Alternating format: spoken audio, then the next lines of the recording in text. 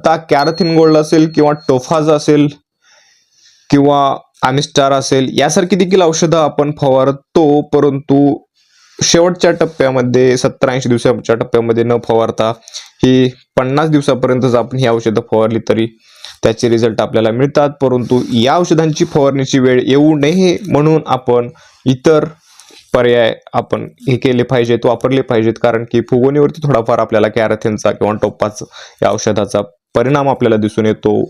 त्यामुळे ही औषधं फवारण्याची वेळ येण्याच्या अगोदर आपण सल्फर, पोटॅशियम बायकार्बोनेट, बून, अँफिलोमायसिस, किटोसान यासारखी औषधं फवारणीतून घेणं गरजेचं आहे. द्राक्ष बागायतदार बंधूंनो, आपल्याला मार्केटमध्ये अनेक औषधं जी की जैविक आहेत किंवा बायो स्टिम्युलंट आहेत, ज्या कंपन्या दावा करतात की भुरी आल्यानंतर आमचं औषध घ्या, चांगला रिझल्ट येईल, चांगली भुरी आपली जळून जाईल, प्लॉट मधून भुरी एकदम गायब होईल.